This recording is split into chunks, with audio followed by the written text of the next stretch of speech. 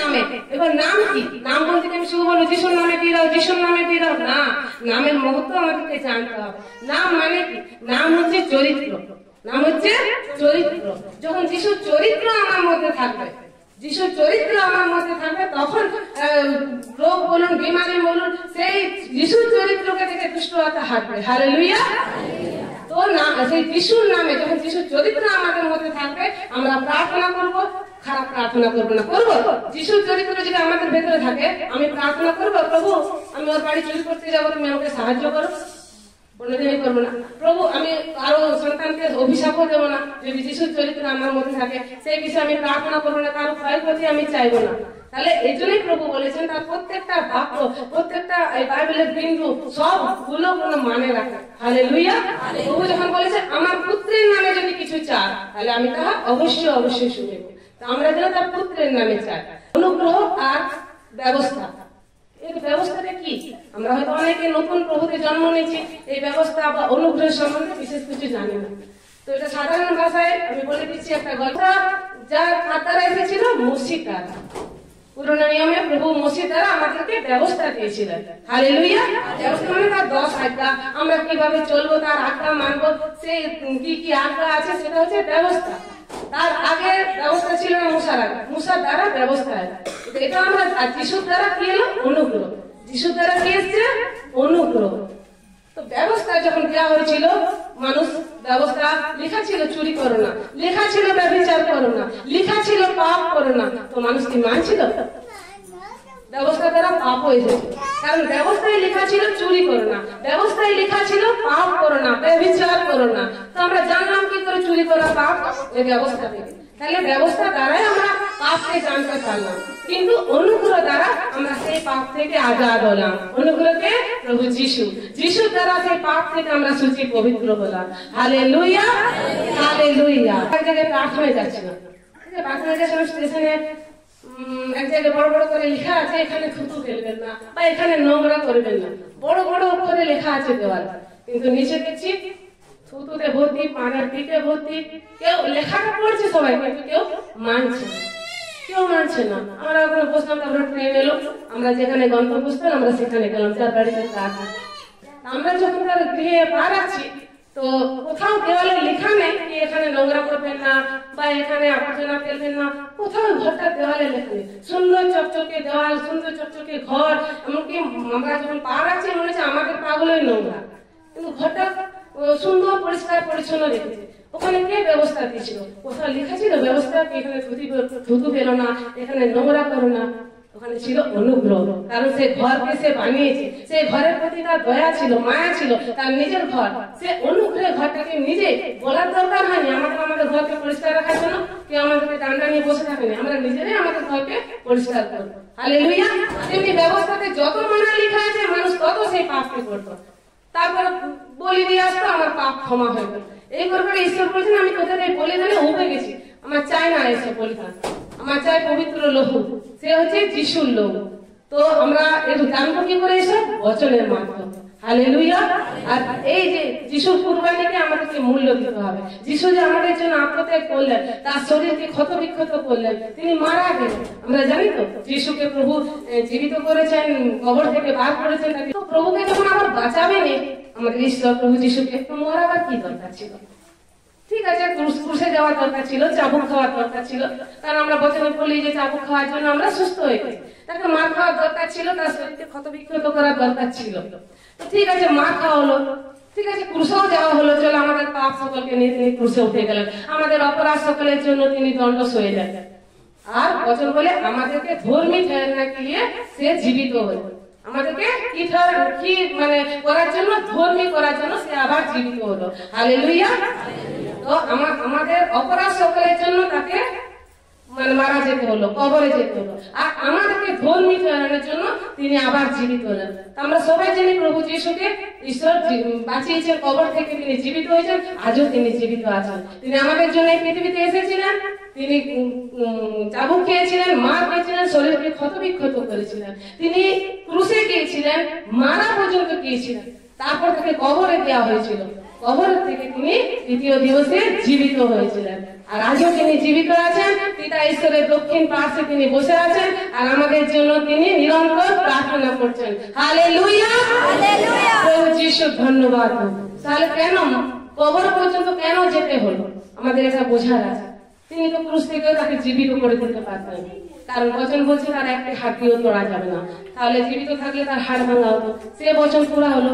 উপরন্ত তিনি তো আমাদের অপরাধ, আমাদের পাপ, আমাদের রোগ বিমারি তিনি নিয়েছেন, ঠিক আছে, নিয়ে তিনি ক্রুশে গেলেন, কিন্তু কবরে তো দেননি না। যতক্ষণ না কবর থেকে তো কেউ বেরিয়ে আসছে না যিশু ছাড়া। আমাদের এই যে পাপ, আমরা যে এই যে শয়তানের বন্ধনে পড়েছিলাম, আমরা যে এই যে শয়তানের রাজত্বে ছিলাম, পাপের রাজত্বে ছিলাম, আমাদের রোগ বিমারিতে ছিলাম, বচন বলে যিশু সেগুলোকে নিয়ে নিলেন। তার চাবুক খাওয়ার জন্য আমরা সুস্থ। তাহলে তিনি আমাদের অপরাধ সকলকে বহন করে নিয়ে কোথায় গেলেন? ক্রুশে। ক্রুশে যাওয়া শেষ নয়, ক্রুশ থেকে আবার তাকে কবরে দেওয়া হলো। মানে আমাদের অপরাধ গুলো কোথায় গেল? আমাদের পাপ গুলো কোথায় গেল? আমাদের শয়তানের বন্ধন গুলো কোথায় গেল? যখন প্রভুকে জীবিত করলেন, যেমন আমরা বপ্তিস্মা নিয়ে আমরা কোথায় যাই? কবরে। তাহলে আমাদের পুরনো স্বভাব গুলো সব গেছে কবরে। আজ যেন আমাদের পুরনো স্বভাব গুলো না দেখা যায়। প্রভু যিশুর সাথে আমরাও জীবিত হয়েছি। তিনি যেমন কবর থেকে বার হলেন সবকিছু কবরে দিয়ে নিয়ে, আমাদের পাপ, অপরাধ, আমাদের বন্ধন, আমাদের অশান্তি, আমাদের দুঃখ, কষ্ট সবকিছু নিয়ে তিনি কবরে গেলেন। আর তাকে প্রভু জীবিত করলেন, কিন্তু আমাদের পাপ সকল কবর। Hallelujah, hallelujah.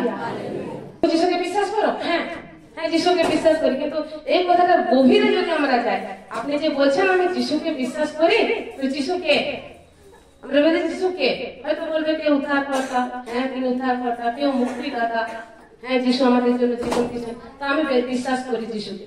তো বাইবেল বলে যিশু হচ্ছেন ঈশ্বরের বাক্য, যা মনুষ্যের রূপ নিয়ে দেহধারী হয়ে মাংসের রূপ নিয়ে মানুষের সাথে থেকে গেলেন। হালেলুয়া। তাহলে যদি আমরা যিশুকে বলছি বিশ্বাস করছি, তাহলে আমাদেরকে কাকে বিশ্বাস করতে হবে? ঈশ্বরের বাক্যকে। এই বাক্য হচ্ছে যিশু। কারণ যিশুর জন্মের 2000 সাল আগে বলে দিয়েছিলেন এক নবী, কি এক কুমারী গর্ভবতী হইবে আর সে কি পুত্রের জন্ম দিবে, যার নাম কি হইবে? ইমানুয়েল। আর সে কোন মানুষ দ্বারা জন্ম নেবেন না, পবিত্র আত্মার সামর্থ্য দ্বারা জন্ম নেবে, আর তার নাম হইবে ইমানুয়েল, মানুষের সহিত ঈশ্বর। হালেলুয়া। তিনি এসে মানুষের রূপ নিয়ে মানুষের সাথে থেকে গেলেন। হালেলুয়া। তো প্রভু যিশু হচ্ছেন বাক্য। যখনই আমরা বলি যে হ্যাঁ আমরা যিশুকে বিশ্বাস করি, আমরা উপর থেকে বলছি।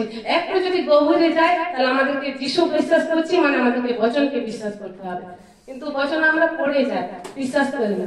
আমরা যখন বলে যাই, ঠিক আছে বচনে লেখা আছে প্রথমে তাহার রাজ্য আর ধার্মিকতার খোঁজ করো, বাকি সব জিনিস তোমরা পেয়ে যাবে। হালেলুয়া। বলি না বচন? আমরা সবাই জানি এই বচন, আমরা সবাই এই বচন জানি। প্রভু বলেছেন প্রথমে আমার রাজ্য আর ধার্মিকতার খোঁজ কর, বাকি সব জিনিস তোদেরকে দেওয়া যায়। কিন্তু এই যে খোঁজ, আমরা ভাবি খোঁজটা কি, খোঁজ কিভাবে করা যায়? আমরা করছি কেউ খোঁজ? একটা হয় খোঁজ, খোঁজ করতে গেলে আমাকে খুব যত্নে, বাংলায় লেখা আছে সচেষ্ট, চেষ্টা লেখা নেই কি তুমি প্রভুর রাজ্যের চেষ্টা করো। বাইবেলে বাংলা বাক্যে লেখা আছে প্রভুর রাজ্যে তুমি সচেষ্ট, সচেষ্ট। যেমন বিজ্ঞানীরা, ঐতিহাসিকরা কোন জায়গায় যখন খোঁজ করে, এই যে বড় বড় সেই আগেকার যুগে ঘর টর ওরা মাটি খুঁড়ে খুঁড়ে বার করেছে, তো কি ডাইনামাইট দিয়ে ফাটিয়ে বার করেছে? না। ঐতিহাসিকরা যখন কোন জিনিসের খোঁজ করে না, ছোট ছোট হাতিয়ার নিয়ে ওরা ঠুকে ঠুকে ঠুকে ঠুকে, নইলে যদি ডাইনামাইট দিয়ে নিচে সব নষ্ট হয়ে যাবে। পাবে কোনো প্রমাণ যে কি ছিল? কারণ আমরা জানতে পারছি কোথায় এইরকম ঘর ছিল আগে, এইরকম। আচ্ছা যিশুর ওই নিয়ম সিন্ধুকে আমরা পেয়েছি, হ্যাঁ না? বৈজ্ঞানিকরা খুঁড়ে খুঁড়ে খুঁড়ে খুঁড়ে সেই নিয়ম সিন্ধুকে পেয়েছে। নিয়ম সিন্ধুকের উপরে যিশুর রক্তকেও পেয়েছে, সেখানে নিয়ে গেছে ল্যাবরেটরিতে। সেই যিশুর রক্ত, যে রক্ত পাওয়া গেছে, সেখানে পরীক্ষা করে দেখা গেছে সেই রক্ত জীবন আছে এখনো। Hallelujah, hallelujah. সেই রক্ত এখনো জীবন আছে। তো আমরা আমরা ওটা যদি ডাইনামাইট দিয়ে ফাটিয়ে দিত, তো পাওয়া যেত না, নিয়ম সিন্ধু পাওয়া যেত না, রক্ত পাওয়া যেত। কিন্তু বৈজ্ঞানিকরা যখন খোঁজ করে, খোঁজ, তা আমাদেরকে ঈশ্বরের বাক্যে খোঁজ করতে হবে। এই পড়লাম তো পড়লাম, এই ব্যাপারটা পড়লাম। আমরা অনেক সময় শুনি, অনেক দাস দাসী বলে তোমরা ঈশ্বরের বাক্যে মনন করো। তো মানুষ মনন ভাবে বচন শুনলাম চাচ্ছে, হ্যাঁ খুব ভালো, সারা রাস্তা হয়তো মনন করে গেলাম, খুব ভালো। শুয়ে শুয়ে হয়তো বচন পড়লাম 1 ঘন্টা 2 ঘন্টা, তারপর শুয়ে শুয়ে বললাম সত্যি কি সুন্দর বাক্য পড়লাম, আমি বচনকে মনন করছি। এটা মনন নয়, এটাকে মনন বলে না। মনন কাকে বলে? যখন আমি আমার জীবন, প্রতিদিনের জীবনে সেই বাক্যকে বাক্যকে নিয়ে চলবো। আমি খাবার খাচ্ছি, আমি কারোর সাথে কথা বলছি, আমি কাউকে বাক্য শোনাচ্ছি, বা আমার বাড়ির কোনো কাজ জন্মদিন পালন করছি, বা আমার মেয়ের বিয়ে দিচ্ছি, ছেলের বিয়ে দিচ্ছি, বা চাকরির জন্য আমরা চেষ্টা করছি, সবেতেই আমরা কোথায় যাব? প্রভুর বাক্যে। চাকরি পেয়েছে হুট করে যাবো না, আগে আমরা প্রভুর বাক্যে আসবো, আমরা ঈশ্বরের দাসের কাছে আসবো, তাকে জিজ্ঞাসা করবো প্রভুর বাক্যে এটা কি লেখা আছে, এই চাকরিটা আমরা করতে পারবো, এটাতে এইটা করতে হবে, এটাতে আমাকে কোনো মন্দিরে যেতে হবে। তো ঈশ্বরের দাস যিনি আত্মিক, যিনি ঈশ্বরের বাক্যকে নিয়ে সবসময় থাকেন, তিনি আমাদেরকে সঠিক উত্তর দিবেন। তাহলে আমরা কি করলাম? এটা মনন। এই নয় কি বচন শুনে গেলাম, কি দারুণ বচন ছিল, আজ কি সুন্দর বচন ছিল, ভরে গেল মন, ভরে গেল আত্মা। মন আর আত্মা ভরলেই হবে না, সেই বচন অনুসারে আমাদের জীবনকে চালাতে হবে, নইলে কোনো লাভ নেই। যতক্ষণ না আমরা বচনে চলছি, যতক্ষণ না প্রভুর আজ্ঞাতে চলছি, আমরা ওই বললাম প্রার্থনা আর বচন দুটোই, নইলে আমরা প্রার্থনা করে যাব আগুন হয়ে যাব, কিন্তু আমরা ঈশ্বরের বাক্যে চলছি না, তাহলে আমাদের প্রার্থনা শোনা যাবে না, তখন আমরা কিন্তু স্থির থাকবো না। ওটাই বলছে, যদি কেউ প্রার্থনা আর বচন দুটোতে না থাকে তো স্থির থাকবে না। যেমন প্রার্থনা জরুরি আছে, তেমনি বচনও জরুরি আছে। হয়তো এখানে অনেকে বলবে, দিদি আমি তো পড়াশোনা জানি না, আমি বচন কি করে পড়বো? অনেক মাসিরা আছে যারা পড়াশোনা জানে, কিন্তু তারা আধার কার্ড এসে নিয়ে কি চেষ্টা, আমাকে লিখিয়ে দাও না, সাইন করে দাও না, মানে যাতে টাকাটা পাবে। উনি কিভাবে টাকা পাবে? পড়াশোনা জানো না, ঠিক খোঁজ করে টোটোতে চলে যাবে কোথায় অফিস আছে, আমি না গেলেও তাদের সাথে, বা স্যারের সাথে ভালোভাবে কথা বলবে, কোথায় কি সাইন করতে স্যারকে জিজ্ঞাসা করবে আঙুল, তখন ঠিক খোঁজ করে নিতে পারবে, যেহেতু সে টাকা পাবে। কিন্তু টাকার থেকেও বেশি পাবে কি? জীবন পাবে, অনন্ত জীবন পাবে। সেটা তাদের নেই, সেটার জন্য কোনো চেষ্টা নেই। ঠিক আছে, তোমরা পড়তে পারছো না, শুনতে তো পারবে, কারণ বচন বলে বিশ্বাস কোথা থেকে বাড়ে? শোনা থেকে। আর শুনবো কি? ঈশ্বরের বাক্য, তবে আমাদের বিশ্বাস বাড়বে। আর আমরা যদি দিন রাত অন্য কিছু শুনছি, আমাদের গর্ভে যদি অন্য কিছু যাচ্ছে, আমাদের হৃদয়ে যদি অন্য কিছু যাচ্ছে, তো হৃদয় থেকে ওটাই বার্তা হবে, হ্যাঁ না? 1 ঘন্টা 2 ঘন্টা আপনি কোনো বিয়ে বাড়িতে যান, অন্য জাতির বিয়ে বাড়িতে, যেখানে সিনেমার গান বাজছে, আপনি শুনুন না এই গানটা, আপনার মুক্তি যদি না এই গানটা বার হয়ে কিছুক্ষণ পরে, কারণ আমরা শুনলাম, মেয়ে ছেলেদের গর্ভাশয় নেব, আমাদের গর্ভ যেমন সেরকমই কান, তো এই কানে যখন আমরা দিই, যেটাই দিচ্ছি, তো সেটা আমাদের যাচ্ছে হৃদয়, আর সেটাই আমাদের মুখ দিয়ে বার হয়। বচনে লেখা আছে না, সবচেয়ে ज्यादा তো আপনি মন কি রক্ষা কর, সবচেয়ে ज्यादा তুমি হৃদয়ের রক্ষা করো। ওই হৃদয় থেকে এই পাপ আসে, হৃদয় থেকেই তুমি প্রভুকে ভালোবাসতে পারবে, কারণ হৃদয়ে সবকিছু। আমরা যখন কোনো খারাপ কাজ করি, হুট করে করি না, আগে আমরা হৃদয়ে চিন্তা করি। হবা যখন প্রথম পাপ করেছিল, এসে নিয়ে শয়তান বলল, ফলটা খেয়ে নিল, খেয়েছিল, ও আগে মনে মনে চিন্তা করলো, ফলটাকে খেয়ে দিল, তারপর ও আস্তে নিতে লাগলো মনে মনে হৃদয়ে, হ্যাঁ সত্যি তো এই ফলটা খাবো, কত স্বাদ লাগবে, ফলটা কত সুন্দর দেখতে। তাহলে কি হলো? আগে হৃদয়ে তার পাপ জায়গা নিল, তারপর সে হাত দ্বারা ফলটা তুলে খেয়ে নিল। শয়তান তাকে ফলটা এনে দেয়নি যে নে খা করে খায়, শুধু দেখালো। তেমনি আমাদেরকেও আজ শয়তান দেখায়, পাপ করাবার, আমাদের হাত ধরে সে পাপ করাতে পারে না, আমাদের হৃদয়ে প্রথমে সেই জায়গায় সে। আর যখন মানুষ পাপ করে, আগে হৃদয়ে ভাবে, যদি কোন ব্যভিচার করছে, আগে হৃদয়ে, কোন মেয়ে ছেলের বা কোন ছেলের প্রতি তার যখন অনুরক্ত সে হচ্ছে, আগে হৃদয়ে সে ভাবে সে মেয়ে নিয়ে, সেই ছেলের মেয়ে, তারপর সেই পাপে পারে। হুট করে সে মেয়ের সাথে চলে যায় না, বা ছেলের সাথে সে চলে আসে না, আগে হৃদয়ে। তার জন্য প্রভু বলছে সব থেকে আগে তুমি হৃদয়ে রক্ষা করো। আর প্রভু কোথায় থাকেন? দিমাগে, মুখে না হৃদয়ে? প্রভু কোন জায়গা বাঁচেননি, তিনি হৃদয়ে, দিমাগটা বাঁচেনি কি তুই আমাকে দিমাগে রাখ, তুই আমাকে শুধু মুখে বল, আমাকে হৃদয়ে রাখ। যখন হৃদয়ে রাখবো প্রভুকে, এই মুখ দ্বারা প্রভুরই কথা বাড়বে, প্রভুই বার হবে। আর আমার সেই মুখের কথা দ্বারা যখন প্রভুর কথা বার হবে, তখন অন্যেরা যারা বন্ধনে আছে, যারা রোগের বন্ধনে আছে, যারা শয়তানের বন্ধনে আছে, প্রভু সেই বাক্য দ্বারা সে ছুটকারা পাবে। হালেলুয়া। আর প্রভু তার বাক্য দ্বারা আমাদেরকে ছুটকারা দেন, এটা বচন বলছে, বাক্য দ্বারা আমরা ছুটকারা পাই। এই যে আমরা প্রার্থনা করে আমরা কি বলি? ঈশ্বরের বাক্য বলি। তো প্রভু সব থেকে বেশি ভালো জায়গা কোথায় পেলেন? আমাদের হৃদয়।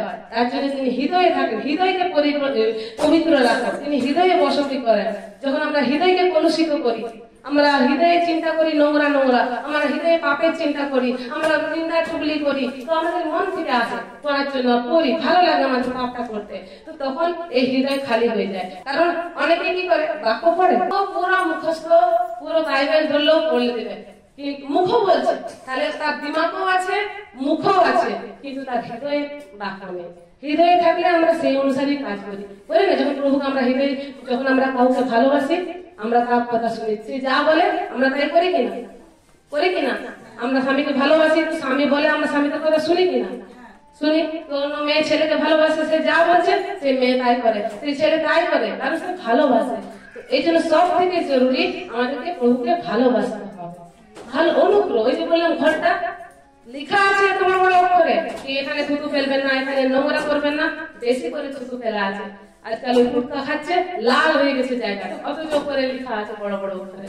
তেমনি এখানেও ব্যবস্থাতে পুরনো নিয়মে লেখা আছে, ব্যভিচার করিও না, ব্যভিচার করিও না, চুরি করিও না, মাতা পিতাকে সমাদর করিও, মাতা পিতাকে অনাদর করিও না, কিন্তু বেশি করে করে এই যে লেখা আছে। তো এইটা থেকে কি করে ছুটকারা পাবো? পিতা দেখছেন না এরা তো আরো বেশি পাপে, তিনি আমাকে মানুষকে যে বানিয়েছেন তার জন্য তিনি অনুশোচনা করবেন। মানুষকে বানানোর জন্য তিনি দুঃখ করেন, আমি কেন বানালাম মানুষকে।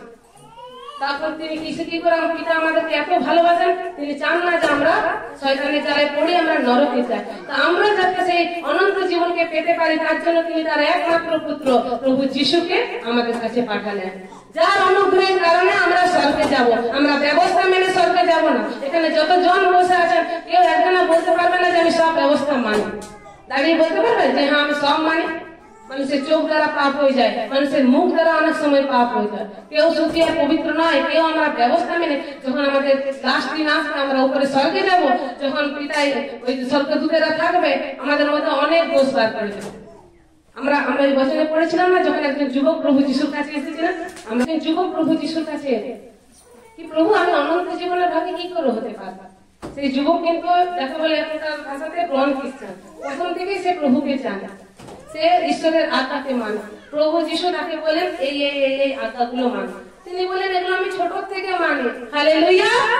ছোট থেকে মানে এই আজ্ঞাগুলো। না তিনি ব্যভিচার করেন, না তিনি চুরি করেন, না তিনি মাতা পিতাকে অসম্মান করেন, আর না ঈশ্বরের কোন একটা আজ্ঞার খিলাফ সে কাজ করে না।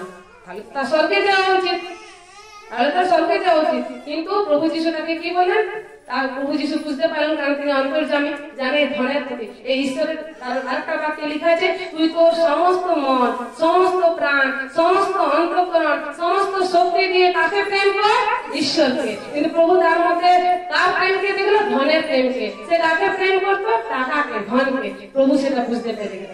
তখন প্রভু তাকে বলেন, তোর যা সম্পত্তি আছে তুই বিক্রি করে গরিবদেরকে দিয়ে দে, আর আমার পিছনে চলে আয়। সে করেছিল? সব আজ্ঞা মানে, 10 আজ্ঞাকে 10 আজ্ঞাই মানে, কিন্তু সে চলে গেল। সে সম্পত্তির লোভ ছাড়তে পারলো না। তো প্রভু যিশু কি বলেন? একটা ছুঁচের পেছনে উটের পা হয়ে যাওয়া সম্ভব, উট পেরিয়ে যাবে, কিন্তু ধনী ব্যক্তির স্বর্গ রাজ্যে প্রবেশ করা অসম্ভব। কোন ধনী? তাহলে ঈশ্বরের লোকেরা কি ধনী হয় না? ঈশ্বরের লোকদের কাছে কি সম্পত্তি থাকে না? ধনী মানে যারা নিজেদের জন্য ধন সঞ্চয় করে, কিন্তু যারা ঈশ্বরের জন্য, ঈশ্বরের রাজ্যের জন্য ধন সঞ্চয় করে, তাদের কথা এটাই বাক্যে বলেনি। ধনী মানে যারা নিজেদের জন্য, নিজের পরিবারের জন্য চিন্তা করে। আমরা যে ওই যে প্রভুর বাক্যে পড়েছি, প্রথমে আমার রাজ্য আর ধার্মিকতার খোঁজ কর, বাকি সব জিনিস তোমরা পেয়ে যাবে, কিন্তু আমরা সেটা বিশ্বাসই করতে পারি না। আমরা সব সময় আমরা কি করবো? এই যে কিছুদিন আগে চাষবাস গেল, তো আমরা অনেকেই হয়তো প্রভুর বাক্যকে পরে স্থান দিয়েছি, আগে আমাদের পেটের জায়গাকে স্থান দিয়েছি। না আমাদেরকে যেতে হবে, না করলে আমরা খাবো কি? আর চাষ করবো, কালকে খাবো। এটা নয়, প্রভু বলেছে স্বর্গের যারা আকাশে পাখি উড়ে তাদেরও খাবার অভাব হয় না। যুব সিংহদের খাবার অভাব হয়, কিন্তু আমাকে মাননে ওয়ালাদের কোনোদিন খাবার অভাব হবে না। হালেলুয়া! সেটা পেয়েছে কি বলেছে? সদা প্রভু যাহার পালক তাহার কোনো কিছুর অভাব হইবে না। সদা প্রভু আমার পালক, আমার অভাব হইবে না। তাহলে আমরা কোথায় বাক্যে বিশ্বাস করছি? হ্যাঁ, যিশুকে বিশ্বাস করছি, কোথায় বাক্যে বিশ্বাস করলাম? বিশ্বাস করলে আমরা প্রভুর বাক্যে যেটা লেখা আছে, কিন্তু ওই পবিত্র দিনকে মানা, পবিত্র দিনকে মানালে তুই আশীর্বাদ পাবি। এমনকি যদি নপুংসক আমার এই পবিত্র দিনকে পবিত্র বলে মান্য করে, সেও ফল উৎপন্ন করবে। হালেলুয়া! নপুংসক যদি আমার পবিত্র দিনকে পবিত্র বলিয়া মান্য করে, সেও ফল উৎপন্ন করে। এটা কত নিশ্চিত যে আমরা প্রভু সন্তান, ভালো সন্তান, সুস্থ সবল, আমরা কতই না ফল নিয়ে আসতে পারবো। হালেলুয়া। কিন্তু ওই যে আমাদের মন সব সময় যায় আমাদের ওই কি চিন্তা করবো, তার জন্য আগেই বলেছেন কি খাইব, কি করিব, কি পান করিব, এই নিয়ে তোরা চিন্তিত হোস না, কারণ এসবের তোদের দরকার আছে আমি জানি। যদি প্রথমে আমার রাজ্য, আমার ধার্মিকতার খোঁজ কর, তাহলে এইসব জিনিস তোদেরকে দেওয়া যায়। হালেলুয়া। তো কিন্তু অনেকে বচন শুনছে, এই বচনকে আমাদের বাইবেলে শুনি যে এটা ঈশ্বরের বাক্য এমন যে মধু থেকেও বেশি মিষ্টি, মধু থেকেও বেশি মিষ্টি, যখন সেটা খাবে কেউ ভালো। আমরা ঈশ্বরের বাক্যে যাবো, ভজন সেইটা বার করবো, নিজের মনকে আকাঙ্ক্ষিত করবো যে আমি বচন শুনতে যাচ্ছি, আমি কি শুনতে যাচ্ছি। কারণ বাইবেল বলছে কাকে প্রভু তৃষ্ণা মেটায়, যে তৃষ্ণার্ত। কার ক্ষুধা মেটায়? প্রভু বলেন আমি সবার ক্ষুধা মেটাই, লেখা আছে বচনে আমি ক্ষুধার্তের ক্ষুধা মেটাই, আমি তৃষ্ণার্তের তৃষ্ণা মেটাই। তো প্রভুর বাক্যের জন্য তৃষ্ণার্ত হন, প্রভু মেটাবে। প্রভুর বাক্যের জন্য, তার রাজ্যের জন্য ক্ষুধার্ত হন, প্রভু অতি অবশ্যই মেটাবেন। কারণ তার প্রতিজ্ঞা বলছে যে আমি আকাঙ্ক্ষিত প্রাণকে আপ্যায়িত করব। হালেলুয়া। যে আকাঙ্ক্ষিত আমার বাক্যের জন্য, যে খুঁজছে আমার বাক্যকে, মানে আমাকে খুঁজছে, আমি তাকে আমার উদ্দেশ্য পাইতে দিই।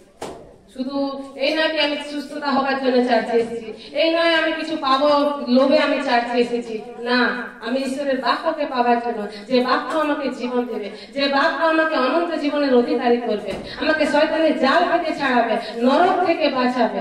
হালেলুয়া।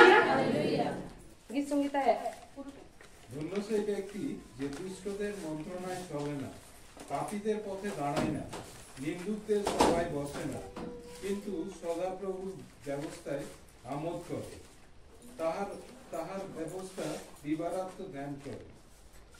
সে জলস্রোতের তীরে রোপিত বৃক্ষের সদৃশ হইবে, যাহা যথা সময়ে ফল দেয়, যাহার পত্র ম্লান হয় না, আর সে যাহা কিছু করে তাহাতেই কৃতকার্য হয়।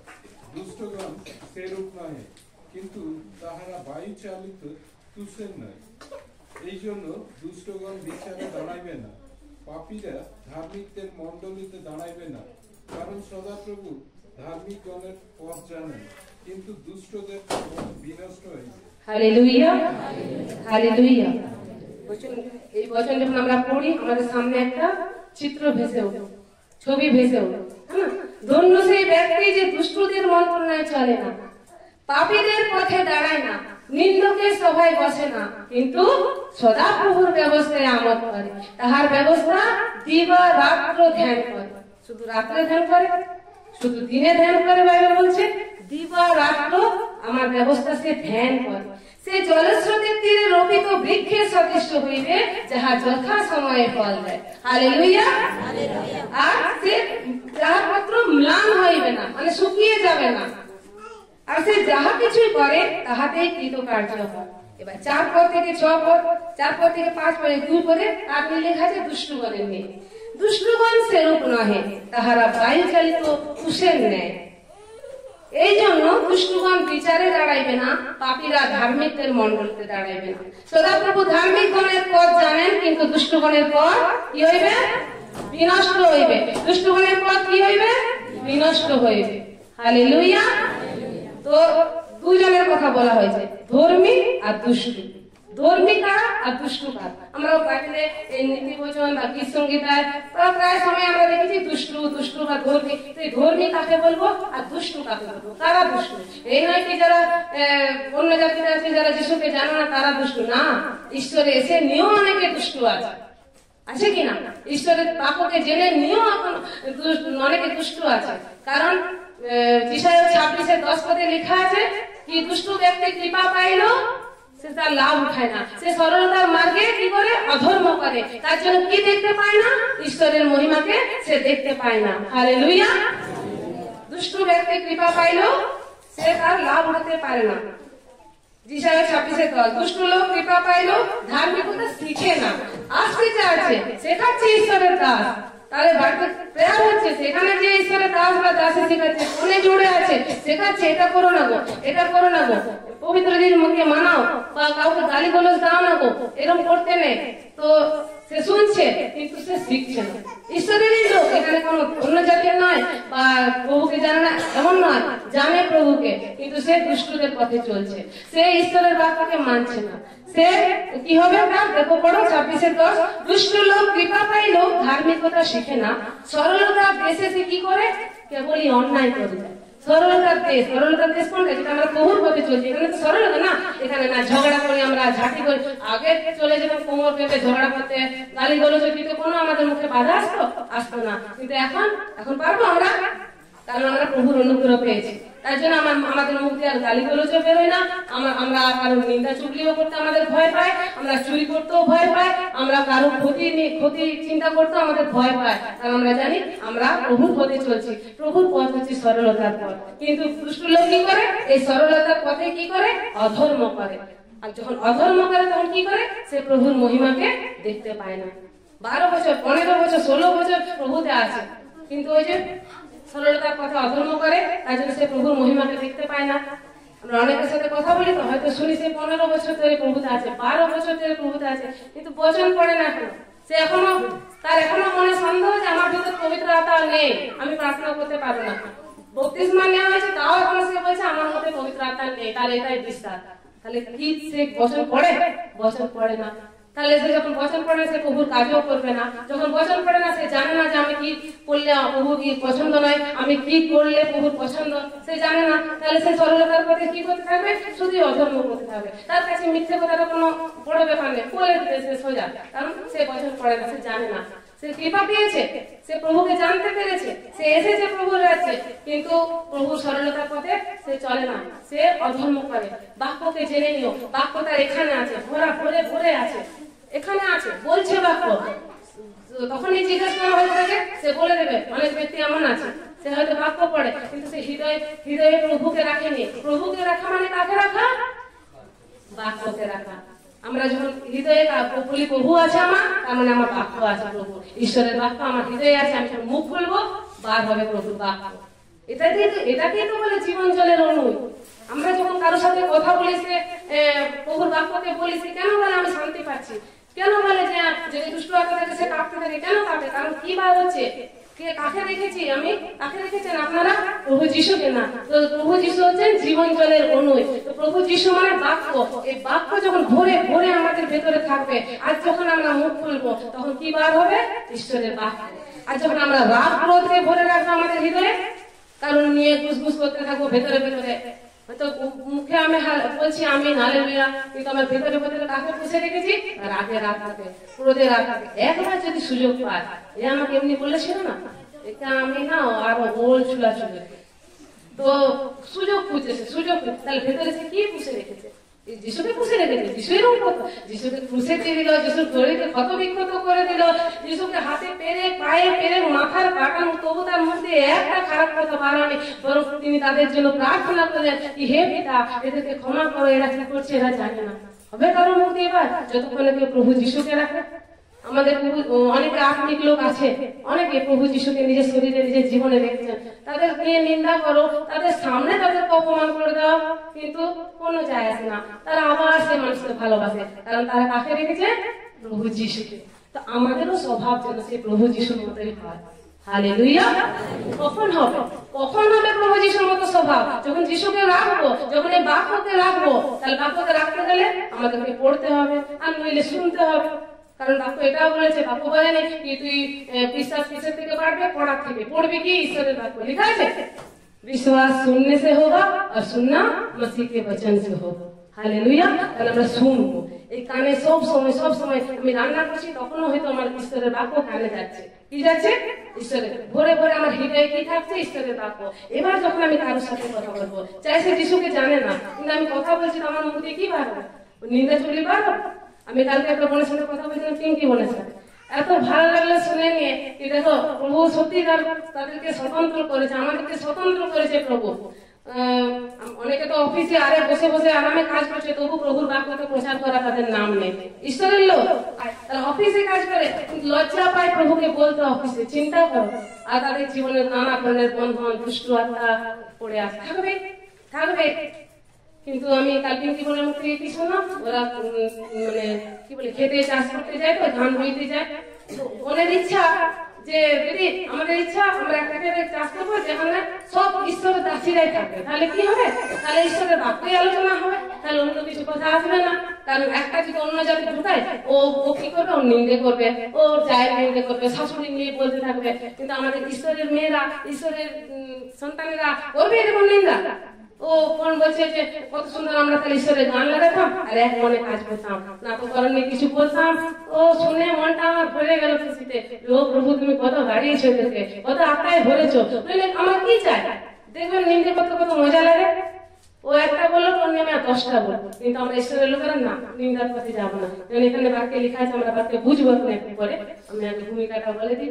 তো এই বোনের জন্য আমি প্রভুকে ধন্যবাদ দিই, এই জন্য সকলের মনে প্রভু জায়গা পান, যেন আমরা অন্য কাউকে জায়গা না দিই। সে চাষ করতে গেলে সেখানেও সে প্রভু চিন্তা করছে যে এখানেও যেন আমি প্রভুর বাক্য, অন্য যেন আমার এই কানে না ঢুকে, কারণ ঢুকবে আর আমি শয়তান আমাকে চেষ্টা করবো অন্যদিকে নিয়ে। কিন্তু যদি প্রভুর বাক্য ঢুকে আমার ভেতরে, তা আমি আরো 10 জনকে বাঁচাতে পারবো। হালেলুয়া। ধন্য সেই ব্যক্তি যে দুষ্টদের মন্ত্রণায় চলে। এই যে ধন্য, মথি পুস্তকে মনে আছে প্রভু ধন্য যেটা বলে, ধন্য ধন্য বাক্য, ধন্য যে সে আত্মাতে যিনি সে ঈশ্বরকে দেখিবে, ধন্য যে সে ক্ষুধার্ত, এইসব ধন্য ধন্য বলে বাক্য আছে। এখানে সে ধন্য, ধন্য সেই ব্যক্তি যে দুষ্টদের মন্ত্রণায় চলে না, পাপীদের পথে দাঁড়ায় না, নিন্দকের সভায় বসে। তাহলে কি কি করে না, যে ধন্য দুষ্টদের মন্ত্রণায় চলে না, পাপীদের পথে দাঁড়ায় না, নিন্দকের সভায় বসে না। তাহলে ধন্য কাকে বলবো? গুগলে সার্চ করে ধন্য মানে পাওয়া গেছে যে আনন্দিত ব্যক্তি, যে আনন্দিত ব্যক্তি সেই দুষ্টদের মন্ত্রণায় চলবে না। আর আনন্দ আমরা কখন থাকবো? যখন আমরা প্রভুর সাথে জুড়ে থাকবো। তো প্রভু বলেছেন ধন্য সেই ব্যক্তি, এখানে গীতকার দাউদ তিনি কি বলছেন, ধন্য সেই ব্যক্তি যে দুষ্টদের মন্ত্রণায় চলে না। বুঝবো ধন্যকে আর দুষ্টকে। ধন্য সে ওই যে আনন্দিত ব্যক্তি, আর দুষ্টকে যে প্রভুর বাক্যে চলে না, যে প্রভুকে জানে না, সে দুষ্ট ব্যক্তি। সে তাকে দেখো বচনে আমরা 4 পদে কি পড়ছি, প্রভু এখানে গীতকারের মাধ্যমে দুষ্টগণকে কিভাবে আমাদের সামনে রাখছেন। দুষ্টগণ সেরূপ নহে, কিন্তু তাহারা বায়ু চালিত তুষের ন্যায়। তুষ সবাই জানি তুষ কি? সবাই জানি তুষ কি? তুষের কোনো মূল্য আছে? তাকে আগুনে জ্বালাবার ছাড়া কেউ তুষে কিছু কাজ করতে পেরেছ? তুষের দ্বারা কোনো কিছু কাজ হয়? যেটা আমরা চাষ করি, তারপর গম বা ধানকে ঝাড়ি, আর যে তুষটা বার হয়, সেই তুষটা কি হয়? শুধু আগুন জ্বালে না, আগুন জ্বালে, বাকি কিচ্ছুতে কাজে লাগে না। তো প্রভু সেই দুষ্টগণকে কার সঙ্গে তুলনা করছেন? তুষের সাথে। আর সে কি হবে? বায়ু চালিত তুষে, হাওয়া তাকে এদিকে ওদিকে চালনা করবে, কখনো এইদিকে যাবে, কখনো ওইদিকে, কোথাও সে স্থির পাবে না। বাইবেল বলে দুষ্টগণের কোনো কিছুতেই শান্তি নেই। হালেলুয়া। দুষ্ট ব্যক্তির কোনো কিছুতেই শান্তি নেই। তাকে ভালো করো, তার সাথে ভালো ব্যবহার করো, খারাপ ব্যবহার করো, কোনোতেই তার শান্তি নেই। কারণ বাক্য বলছে, এটাকে কে খণ্ডাবে? দুষ্ট ব্যক্তির কোনো কিছুতেই শান্তি নেই। কোন প্রভু তাকে যদি ঢেলেও দেন, তবু তার একটা বিষয়ে ভোট নিয়ে সে চলে আসবে।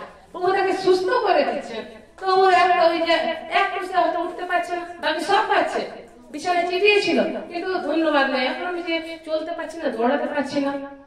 বেল্ট লাগানো ছিল, বেল্ট হেঁটে গেল প্রার্থনা করে, এতদিন ধরে যেটা ঠিক হচ্ছিল না, আজকে ও 9 মাস না 1 বছর ধরে পড়েছিল বিছানায়, তো সে বেল্ট হেঁটে গেল একদিনের প্রার্থনায়, কিন্তু এখনো কি আমি এখন দৌড়াতে পারছি না। দৌড়া, তো তুমি যেটা পেলে সেটার জন্য ধন্যবাদ, ধন্যবাদ দিন। তো বলছে তারা কিসের মতো হবে? বায়ু চালিত তুষের নেই। দুষ্টগণের কোনো মূল্য নেই, প্রভুর কাছে দুষ্টগণের কোনো মূল্য নেই। তারা বায়ু চালিত তুষের নেই। তুষ যেমন এদিকে ওদিকে ওদিকে উড়ে না, একটা গাড়িতে যদি তুষ নিয়ে যায়, আর যদি একটু হাওয়া দেয়, কি হয়? তুষগুলো উড়তে থাকে, কোনো তার মধ্যে ভারিত্ব আছে? নেই। কিন্তু প্রভু ধন্য ব্যক্তিকে কি বলছেন? যে সদা সর্বদা আনন্দিত থাকে, সে দুষ্টদের মন্ত্রণায় চলে না। আমি আমার পাড়া প্রতিবেশীকে আমি জিজ্ঞাসা করবো না যারা প্রভুতে নেই, আমার ঘরে কিছু হবে আমি ঈশ্বরের লোকদের কাছে যাবো। বাইবেল সেটাই বলছে কি, আমার ঘরে কিছু হচ্ছে, ভাই ভাই কেস হচ্ছে, আমরা চলে যাচ্ছি অন্য জাতির কাছে, সুরাহা করো। এটা শোভা দেয় না আমাদের ঈশ্বরের লোকদেরকে। আমরা ঈশ্বরের বাপের কাছে আসবো, আমরা দুষ্টদের মন্ত্রণায় চলবো না। হ্যাঁ, সেদিন হয়তো যেদিন আমি কথা বলছি সেদিনে তো যাদের কম বয়স আছে ভাইরা আমাকে বা বোনেরা, চল না আজকে ওখানে ঘুরতে যাবো, আজকে ওই পার্টি যাবো, আজকে মানে উৎসবে নিয়ে ও কত গান বাজে চার্চে যে কি করবি, তাহলে এটা কি তাকে কি মন্ত্রণা দিচ্ছে? এটা দুষ্টদের মন্ত্রণা। চার্চে যে কি করবি? আজকে ওখানে ওই যাবে, বচন হবে, বকবক করতে থাকবে ফাদার বা দিদি বা আরো কোনো ঈশ্বরের দাসী বা দাস, ওটা শুনে কি করবি? চল নাচবো। কারণ হলো কিছুদিন আগে আমরা দেখলাম, ঘুরবো, এই পার্কে যাবো। কিন্তু প্রভু বলছেন ধন্য সেই ব্যক্তি যে দুষ্টদের মন্ত্রণায় চলে না, পাপীদের সঙ্গে দাঁড়ায় না। ধর্মী ব্যক্তির একটা পরিচয়, যখন আমরা কোনো অফিসে যাই, আমি যে অফিসের স্যারের সাথে দেখা করতে গেছি সে হয়তো নেই, তার চেয়ার খালি আছে, হয়তো আমাকে বললো কি দাঁড়ান, আসছেন তিনি একটু বাইরে গেছেন, তো তিনি তাকে আমি চিনি না, কিন্তু তিনি যখন আসবেন না আমি তাকে চিনি, মানে দেখেই চিনতে পেরে যাবো এই অফিসার বাবুটা। আমি হয়তো কোনোদিন তাকে দেখিনি, কারণ তার একটা জায়গা আছে, তিনি চেয়ারটাই বসবেন, সে তার যে স্থান আছে, তো তাকে ওই স্থানটা দেখে আমরা চিনে যাবো কি এই অফিসের ওই স্যার। হালেলুয়া। ধর্মী ব্যক্তিরও একটা চিহ্ন আছে, সে দুষ্টদের মন্ত্রণায় চলে না, সে সবসময় ঈশ্বরের মন্ত্রণায় চলে। কি বলছে তারপরে বাক্যে? কিন্তু সদাপ্রভুর ব্যবস্থায় আমোদ করে। হালেলুয়া। আমোদ মানে আনন্দ করে, বোঝাপূর্বক ঈশ্বরের বাক্যকে পালন করে না, আনন্দের সহিত। আজ আমরা চার্চে যাব, প্রভু বলেছেন কি পবিত্র দিনকে মানাতে, খুশিতে, আমাদেরকে যেতেই হবে চার্চে। আজ এদিকে বেড়াতে গেলে ভালো হতো, আজকে জগতের ঈশ্বর চলছে, কত লোক আনন্দ করছে, ফুর্তি করছে। না, আমরা এই চার্চে আসাটাকে, আমরা ঈশ্বরের বাক্য শোনাটাকে যেন আনন্দের সহিত করি।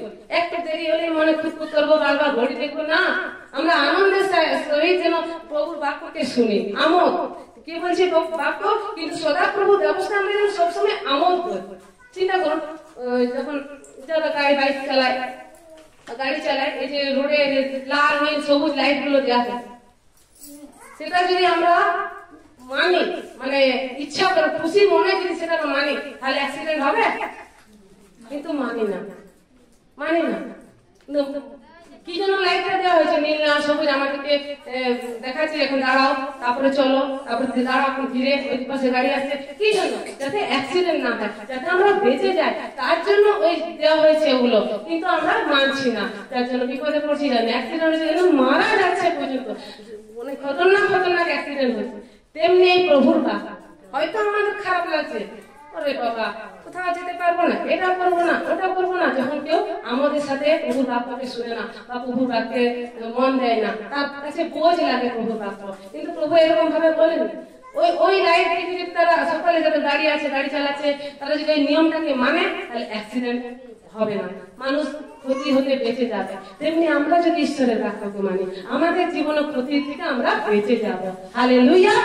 প্রত্যেকটা আজ্ঞা, ওই লাল নীল সবুজ লাইট, দাঁড়াও, এগোবে না, হটকারিতা করবো না, যেটা চাই সেটার পেছনে দৌড়ি। আমাদের সুস্থতা দরকার, আমাদের ভেতরে রোগ ওতপ্রোত ভাবে জড়িয়ে আছে, ওই রোগের নিয়ে চিন্তা করছি, ওই দুষ্ট আত্মার নিয়ে চিন্তা করছি। কিন্তু সেই জায়গায় যদি আমরা প্রভু নিয়ে চিন্তা করি, সেই জায়গায় যদি আমরা প্রভু রাজ্যের কাজের নিয়ে চিন্তা করি, আপনারা লক্ষ্য করবেন যারা সুসমাচার প্রচার করে, যারা এভাঞ্জেলিস্টের কাজ করে, যারা লোককে সুসমাচার দেয়, ঈশ্বরের রাজ্যে কাজ করে, তাদের দেখবেন খুশি। আর আরেকজন আছে যে প্রভু এসেছে, মানছে, কিন্তু সে নিজে মানছে, নিজে বেঁচেছে, ঠিক আছে, তাও দেখে। আমি বলছি যে ওই যে সুসমাচার প্রচার করছে, যে লোককে বাঁচাচ্ছে প্রভু রাজ্যের দ্বারা, তার জীবন বেশি খুশি দেখবেন, তার মুখে খুশিটা, আনন্দটা বেশি দেখবেন। হালেলুয়া। হালেলুয়া। তো সদাপ্রভুর ব্যবস্থা আমাদেরকে কি করতে হবে? আমাদেরকে মানতে হবে। না, আমার এই প্রভুর বাক্য মানলে আমাদেরই লাভ। প্রভু এমনি দিয়ে দিয়েছেন এগুলো মানতে, প্রভুর কি লাভ আছে আমি যদি এগুলো মানি? প্রভুর কি লাভ আছে? আমাদেরই লাভ আছে। আমরা যদি চুরি না করি, আমরা যদি মাতা পিতাকে আদর করি, আমাদের বাচ্চারা আমাদেরকে আদর করবে, হ্যাঁ না? আর আমরা যদি আজকে মাতা পিতাকে বাচ্চাদের সামনে অপমান করি, মারপিট করি, তো কালদিন আমার বাচ্চাও আমাকে করবে, কারণ শিখছে। তো যা কিছু বাক্য আছে, এটা আমি ছোট করে বললাম, যা কিছু আছে সব কাদের ভালোর জন্য? ওই লাল নীল সবুজ লাইট গুলো দেওয়া আছে কাদের ভালোর জন্য? সরকারের, আমাদেরই ভালোর জন্য দিয়েছেন। কিন্তু সেটা যদি আমরা আনন্দের সাথে পালন করি, তাহলে আমরা বেঁচে যাব অ্যাক্সিডেন্ট হতে। একজনের অ্যাক্সিডেন্ট, একজন মানলো না, তার জন্য হয়তো যে নির্দোষ আছে তার অ্যাক্সিডেন্ট হয়ে গেল, সেও মারা গেল। তো আমরা যেন প্রভুর আজ্ঞাকে আমাদের সহিত মানি। তাহার ব্যবস্থা দিবা রাত্র ধ্যান করে। মনন করে অনেকে, ওই তো মনন করছি, কিন্তু ঈশ্বরের বাক্য এত সুন্দর শুনলাম, আজ ফাদার দারুণ বচন শুনিয়েছেন, সত্যি মন ভরে গেল। বলি আমরা একটা মনন করছি সারা রাস্তা, হয়তো ফাদার যে বাক্যটা বলে আমরা সেটা যাচ্ছি মনন করে করে। কিন্তু যখন এসেছে আবার আমি জীবন দ্বারা, আমার প্রতিদিনকার জীবন দ্বারা সেই বাক্যটা আমি মানছি কিনা, তখন আমরা পিছপা হয়ে যাই, তখনই আমরা পিছপা হয়ে যাই। আমরা শুনলাম দাসের কাছ থেকে, ধর না প্রভু মিথ্যা কথা বলা পছন্দ করেন না, তিনি মিথ্যা কথা বলতে মানা করেছেন। সেই নিয়ে হয়তো ঈশ্বরের দাস অনেক কিছু আমাদেরকে বোঝালেন, আমরা বুঝলাম, আমাদের মন ভরে গেল, সত্যি তো মিথ্যা কথা না বলে আমরা কত লাভবান হবো, ঈশ্বরের আশীর্বাদ পাবো। এবারে যখন এলাম আমরা আমাদের জীবন চাকরিস্থলে, হয়তো আমাকে মিথ্যা কথা বলতে হচ্ছে, মিথ্যা কথা না বললে আমার কোনো প্রজেক্ট হয়তো হচ্ছে না, পাস হচ্ছে না। এবার আপনি কি করবেন? মনন তো করলেন না, মিথ্যা কথা না বললে ঈশ্বরের দাস সুন্দরভাবে বুঝালেন, মিথ্যা কথা না বলে আমি আশীর্বাদ পাবো, ঈশ্বরের বাক্যে লেখা আছে ঈশ্বর আমাকে খুশি হবে, ঈশ্বর আমার সাথে সাথে আছেন। আমি যদি এখন মিথ্যা কথা বলি, হয়তো ঈশ্বরের দাস দেখতে পাবে না, ঈশ্বরের দাসের ঘরে আছে, কিন্তু প্রভু দেখতে পাচ্ছেন, সেটা বাক্যে শুনে গেল। কিন্তু এবার যখন এলো তার কার্যকারিতা, তার জীবনে সে কার্যকারিতা সেই বচনটাকে করছে কিনা, সেটা হচ্ছে আসল মনন। হালেলুয়া। শুনতে তো সবার ভালো লাগে, শুয়ে শুয়ে চিন্তা করতে তো সবাই ভালো লাগে, কারণ এটা ঈশ্বরের মুখ নির্গত বাক্য, সবার ভালো লাগে, আমাদের শুনতে খুবই ভালো লাগে। কিন্তু পালন করার সময়তে কষ্ট হয়ে যায়। ঈশ্বর বলেছেন কি, দেখো মালিক, মানে আমরা কারো বাড়িতে কাজ করি, মালিক থাকে ঘরে, বা কোনো কোম্পানিতে কাজ করি, বাক্যে লেখা আছে কর্তার হস্তের প্রতি যেমন দাসদের দৃষ্টি, কর্ত্রীর হস্তের প্রতি তেমনি দাসীদের দৃষ্টি, তেমনি হে সদাপ্রভু তোমার প্রতি আমাদের দৃষ্টি। কতদিন? যতদিন না তুমি আমাদেরকে কৃপা করছো। মানে এর বচনটা মানে যে যতদিন না তুমি আমাদের প্রার্থনা শুনছো, আমি কার দিকে তাকিয়ে থাকবো? তোমার দিকে। যেমন একজন দাস তার মালিকের হাতের দিকে তাকিয়ে থাকে না, যে হ্যাঁ মালিক দেবে, হ্যাঁ আমার ডিসেম্বর মাস আসছে, হয়তো মালিক আমাকে কিছু দেবে, নতুন জামা কাপড় কেনার জন্য হয়তো কিছু দেবেন, মালিকের হাতের দিকে। আর দাসীরা যারা গৃহে কাজ করে, তারা মালকিনের হাতের দিকে, হয়তো আমার বাচ্চার জন্য কিছু খাবার দেবে। তো দাসের দৃষ্টি সবসময় মালকিনের হাতে থাকে, এই হয়তো আমাকে কিছু পয়সা দিল মালিককে, যে নিয়ে যা শাড়ি কিনবি, নিয়ে যা বাচ্চার জন্য একটা জামা প্যান্ট বার করে দিলাম। তো বাইবেল বলছে যে যেমন দাসদের দৃষ্টি মালিক কর্তাদের হস্তের প্রতি, দাসের দৃষ্টি কর্ত্রীর হস্তের প্রতি, তেমনি হে ঈশ্বর, হে সদাপ্রভু আমাদের দৃষ্টি তোমার প্রতি। কতদিন? যতদিন না তুমি আমাদেরকে কৃপা করো। আর আমাদের প্রার্থনা 1 মাস করছি, শোনা যাচ্ছে না, দৌড়লাম, কেউ বললো মাধুরীতে ঠিক হয়েছে, ভুলে গেলাম ঈশ্বরের বাক্য, চলে গেলাম মাধুরী নিতে, চলে গেলাম আর অন্য কিছু করতে। কোথায় বাক্যে আমরা মনন করলাম? এটা মনন করলাম? মনন মানে এই নয় কি আমি মুখস্থ করলাম আর দিন রাত আমি বাক্য রান্না করতে করতে, হ্যাঁ যিশু চাবুক খাওয়ার জন্য সুস্থ, হ্যাঁ যিশু চাবুক খাওয়ার জন্য সুস্থ। এটা কোনো মন্ত্র নয়, এটা অন্য জায়গায়। যে এই মন্ত্রটা 10 বার বলো তুমি ঠিক হয়ে যাবে, চলো বলো 10 বার বলো যিশু চাবুক খাওয়ার জন্য সুস্থ, যিশু চাবুক খাওয়ার জন্য আমি সুস্থ হয়ে গেছি। না, যিশুর চাবুক খাওয়াকে যখন আপনি ফিল করবেন, মনে করবেন, বিশ্বাস করবেন, আর তারপরে যখন বলবেন, তখন সেই বাক্য আপনার জন্য কার্যকরী হবে। হালেলুয়া। তার বাইবেলে লেখা আছে যে ঈশ্বরের বাক্য জীবন্ত। ইব্রিয় 4:12 কি লেখা আছে? ঈশ্বরের বাক্য জীবন্ত ও কার্যসাধক। হালেলুয়া। জীবন্ত তার বাক্য আমাদেরকে জীবনে, তার বাক্য এই নয় কি এটা মিথ্যে লেখা আছে, না, তার বাক্য জীবন। ইব্রিয় 4:12 তার বাক্য কার্যসাধক আর জীবন্ত আর কার্যসাধক। লেখা আছে যখন, সেটা হবে কি? হালেলুয়া। লেখা যখন আছে আমি যিশুর রক্ত দ্বারা আমি মুক্তি পেয়েছি সমস্ত বন্ধন থেকে, রোগ বিমারি থেকে, দুষ্ট আত্মা থেকে, তার মানে আমি অতি অবশ্যই পাবো, অতি অবশ্যই পাবো। আগেবার আমাদের বোন গ্রেসি কি বলতে শুনেছিল, মনে আছে সবার? মনে আছে সবার? আমাদেরকে ঈশ্বরের কাছে, আমরা হয়তো আমাদের জীবনে কোনো দিকটা একটা খারাপ আছে, তো আমাদেরকে ভাবতে হবে আমরা ওটার দায়িত্ব হয়তো ঈশ্বরকে দিয়ে। খুব সুন্দর ভাবে সেদিন আমাদের ঈশ্বরের দাসী গ্রেসি বুঝিয়েছিলেন। সত্যি সেই বাক্য অনেকের সাথে সেদিন কথা বলেছে, আমি জানি আমাদের চোখ দিয়ে জলে পার হয়ে গেছে। এত মানে যেন প্রভু বলছেন তুই এই দিকটা দিসনি আমাকে এখনো, তুই এই দিকটা আমাকে এখনো দিসনি। সেই লোকটা যেটা মানে দুষ্ট আত্মা তার বাড়িতে প্রতিদিন আসতো, ঠকঠক করতো, আর সে যখন খুলতো দুষ্ট আত্মা, তার অনেক বড় বাড়ি ছিল, 10টা রুম ছিল। এবার প্রভু একদিন আসতে ঠকঠক হচ্ছে, যারা আসেনি সেদিন আমি ওই বলে দিচ্ছি, ওটা আমাদের বেশি বলেছিল, আর ওরা খুব সুন্দর ভাবে বুঝিয়েছিল, প্রভু তাকে আশীর্বাদ করুক। তো আস্তে আস্তে দরজায় ঠক ঠক করছে। তখন সে দরজা খুলেছে, দেখছে কাকে? প্রভু যিশু। তো সে বলবে আমার ঘিরে তো প্রতিদিন দুষ্ট আত্মা আসতো, শয়তানই আসতো আমার ঘিরে, আমার ঘিরে কে আসছে? শয়তানই আসছে। সে আস্তে করে দরজাটা খুলেছে, দেখছে কে? প্রভু যিশু। তখন সে প্রভু যিশুকে সেই গৃহের মধ্যে নিয়েছে, প্রভু যিশুকে একটা রুম দিয়েছে, প্রভু যিশু আমার গৃহে থাকে। তারপরে দিন আবার সেই জোরে জোরে ঠক ঠক হচ্ছে, আবার সে বলছে আবার এসেছে শয়তান আমার। সে দরজা খুলেছে, দেখছে শয়তান আবার দরজা বন্ধ করে দিচ্ছে। আবার গেছে প্রভু যিশুর কাছে, প্রভু যিশু আজও আমার গৃহে শয়তান এসেছে। প্রভু যিশু তাকে জিজ্ঞাসা করছে তুই আমাকে কটা রুম দিস? একটা। আর কটা রুম আছে? সে বললো 10টা। আমাকে দিয়ে দে 5টা। তখন সে 5টা দিল, তাও 5টা নিজের জন্য রাখলো, সবটা দিল না। এবার তারপরে দিন আবার উনি জোরে জোরে ঠক ঠক হচ্ছে। সে আবার ভাবছে এসেছে শয়তান, আবার এখনো আসছে, এখনো প্রভু যিশু আমার জীবনে আছে, তাও কি করে শয়তান আসছে? তাও কি করে আসছে? শয়তানের তো অধিকার নেই। বাক্য তো বলছে প্রভু যিশু আমাদের কাছে, আমি প্রভু যিশুকে স্থান দিয়েছি, তো শয়তান ঢুকবে কেন? তার মনে নিশ্চয়ই এটা প্রশ্ন যাচ্ছে। সে দরজা খুলেছে, কাকে দেখলো? শয়তানকে। সে আবার গেল প্রভু যিশুর কাছে। তো প্রভু যিশু, শয়তান এসছে আবার। তো প্রভু যিশু বলছে তোর টোটাল কয়টা রুম আছে? সে বললো 10টা। বললো 10টা রুমে আমাকে দিয়ে দে। তো সে কি করলো? 10টা রুমের চাবি কাকে দিয়ে দিল? প্রভু যিশুকে। বললো প্রভু যিশু, প্রভু যিশু তাকে বলে আজ থেকে তোর ঘরে আমি নই, আমার ঘরে তুই থাক, আমার ঘরে তুই থাক, এই ঘরের মালিক আমাকে কর। তাকে মালিক করলো ওই লোকটা, সব চাবি 10টা রুমের চাবি কাকে দিয়ে দিল? প্রভু যিশুকে। কি প্রভু যিশু এই ঘর আজ থেকে আমার নয়, তোমার, তুমি মালিক। তো আপনি আপনার ঘরের মালিক, আপনার বাড়িতে কুটুম এসে বাইরে ঠক ঠক হবে, আপনার অতিথি গিয়ে দরজা খুলবে না আপনি? আমি করবো না? আমার ঘরে হয়তো অনেকজন, 5-10 জন কুটুম এসেছে, কুটুম এসে বসে আছে, বাইরে ঠক ঠক হচ্ছে, তা আমি কুটুম হয়ে যাও, দরজাটা খুললো না, আমি নিজেই যাবো আমার ঘর যেহেতু।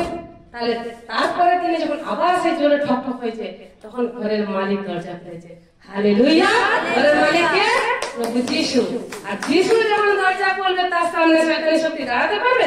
ওই ভাই যখন খুলছিল, শয়তানি শক্তি দাঁড়িয়েছিল, তার দিকে ঢুকবে, সে ভয়ে দরজা বন্ধ করে দিল। কিন্তু যখন যিশু খুললো তার ঘরের দরজা, শয়তান কাঁপতে কাঁপতে নাশ হয়ে গেল, পালিয়ে গেল। তেমনি ওই বোন বেশি আমাদেরকে কি বোঝালো? যে আমরা জীবনের কিছু রুম, কিছু জায়গা হয়তো প্রভুকে এখনো দিইনি, যার জন্য হয়তো অ্যাটাক হচ্ছে আমার। আমরা যখন সম্পূর্ণ প্রভুকে মালিক করব, প্রভুকে তো আমাদের গাড়িতে বসিয়েছি, কিন্তু আমরা চালাচ্ছি নিজে, প্রভুকে চালাতে দিই, তাহলে অ্যাক্সিডেন্ট হবে না। কিন্তু আমরা প্রভুকে বসিয়ে রেখেছি, প্রভু তুমি বসো, তুমি চালাতে পারবে, আমার মেয়ের বিয়ে আমি ঠিক করবো, তুমি ছেলে চাকরি করছে আর করছে, তাহলে কি করছে? আমি চালাচ্ছি, প্রভুকে চালাতে পারছি না। প্রভু কি বলেছে? মানে কি বলবো, তুমি ছাগল আর গরু একটা জুতো না, ওটাতে চাষ করা যাবে না, চলবে কি? দুই জায়গায় বলদেই দিতে হবে, তবে যে ক্ষেত্রে চাষ করা যাবে, হ্যাঁ। কিন্তু আমি যদি একদিকে ছাগল দিই আর একদিকে বলদ দিই, তো হবে? হবে? চেষ্টা জুইতে পারবে? মাটি করতে পারবে না? বীজ লাগাতে পারবে না? ফল নিয়ে আসবে? তা আমাদের জীবনে তেমনি ফল আসবে না। তাহলে আমি কি করছি? না প্রভু দিতে হবে, ছেলে চাকরি করছে, ভালো বড় ঘর, আমি আমার কথাকে রাখছি, প্রভুকে রেখেছি, আমার প্রভু আছে আমার হৃদয়ে, প্রভু আছে আমার ঘরে, কিন্তু দায়িত্ব আমি নিচ্ছি। তা আমি কি বিপদে পড়বো? পড়বো। প্রভুকে যদি না জায়গা দিই, আমি যদি আমার মেয়েকে বিপদে পড়বো না? প্রভুর আজ্ঞার খিলাফে কাজ করলে আমি বিপদে পড়বো না? আমাদের মানে মহা বিপদে পড়ে যাবো। তার জন্য আমরা সব সময় যে বললাম, ধন্য সে ব্যক্তি যে কাদের মন্ত্রণা চলে। আমার হয়তো আত্মীয় স্বজনেরা যারা প্রভুকে জানে না, তারা বলবে দিদি এত সুন্দর ছেলে, হয়তো বলবে এই চাকরিটা করুক না, কি আছে, দণ্ডবত করছে না। যেমন ক্রেসিয়ার বললো, প্রভু কীটনাশক রাজা যখন ওই 3 জনকে বললো যে আমার মূর্তির সামনে যদি দণ্ডবত না করিস, তাহলে কোথায় ফেলবো তোদেরকে? আগুন, যেখানে ধো করে আগুন জ্বলছে সেখানে তোদেরকে ফেলে দেবো। তো সেই 3 জন কি বলেছিল? কি বলেছিল? তারা ভাবতো না বাবা আগুনে, এত বড় আগুন, আমরা আজকে তাদের বিষয়ে পড়ছি কি চলো তারা পুড়ে নেই, কিন্তু তাদের আগে তো এই ঘটনা হয়নি। তারা তো জানে না যে আমরা পড়বো না, আমাদের জন্য স্বর্গদূত চলে আসবে, আমাদের জন্য ঈশ্বর আমাদেরকে বাঁচাবে। তারা জানতো? তারা তো জানতো না। তারা তো না জেনে শুধু ঈশ্বরের উপর ভরসা রেখে তারা নবুকদ্নেসর রাজাকে কি বললো? নবুকদ্নেসর রাজা আমাদের ঈশ্বর বাঁচাতে সামর্থ্য, যদিও তিনি না বাঁচান তবুও আমরা তোর ওই মানানো মূর্তির সামনে মাথা ঝোঁকাবো না। হালেলুয়া! তো প্রভু তাদেরকে পড়তে দিয়েছিলেন? পড়তে দেয়নি। প্রভু তাদের 3 জনকে তাদের চুল, তাদের জামা, মোজা কাজ পর্যন্ত করেনি। তেমনি আমরাও যখন বিপদের মধ্যে দিয়ে যাবো, যাবো বিপদের মধ্যে। এই নয় কি যিশুকে চলো বত্তিসমা নিয়ে নিলে আমরা কোনো কিছু হবে না, কে বলেছে? তাহলে বাক্যে লিখা থাকতো না কি সংকটের সময় আমাকে ডাক, আমি তোকে উদ্ধার করিব। নিশ্চয়ই আমরা সংকটে পড়বো, নিশ্চয়ই আমরা অভাব অনাটনে পড়বো, কেন আমরা এই গানটা করি? অভাব যখন ঘরে আসে কি বল? হালেলুয়া বল। তাহলে অভাব আসতে পারে, কিন্তু সারা জীবন যদি থেকে যায় সেটাই খারাপ, সেটাই বন্ধন। আসতে পারে অনেক সময় শয়তান দ্বারা পরীক্ষিত হয়, আমাদের নিজেদের অভিলাষের কারণে পড়ে, এটা বাক্য বলে। তো প্রভু যখন আমাদের সাথে আছেন, প্রভু যেমন ওই তিনজন তার দাসকে আগুন থেকে বার করে নিয়ে এলেন, তার দাসকে সিংহের মুখ থেকে বার করে নিয়ে এলেন, তো আমাদেরকে শয়তানের মুখ থেকে বার করতে পারবেন না? হালেলুয়া। যত বড়ই শয়তান হোক, আপনার সামনে গালিয়ত রূপে আছে আপনার সমস্যা। সবার সমস্যা একই নয়, অনেক সবার সমস্যা আলাদা আলাদা। আপনার সমস্যা আলাদা, ওর সমস্যা আলাদা, তার সমস্যা আলাদা। তো ওই সমস্যা আমরা বাইবেল যখন পড়ি আমরা জানতে পারি দাউদের সামনে তার সমস্যা তখন কি ছিল? গালিয়ত। গালিয়ত তার সামনে দাঁড়িয়ে ছিল। আমাদের সামনেও হয়তো কিছু এমন সমস্যা আছে গালিয়তের রূপ নিয়ে। আমার থেকেও হয়তো সে বড়, আমার সমস্যা হয়তো আমার থেকেও বড়, কিন্তু আমার মধ্যে যিনি আছেন তার থেকে তো বড় নয়। সেদিন গালিয়ত হয়তো দাউদের থেকে অনেক বড় ছিল, কিন্তু দাউদের ভেতরে যিনি ছিলেন তার থেকে তো বড় ছিলেন না।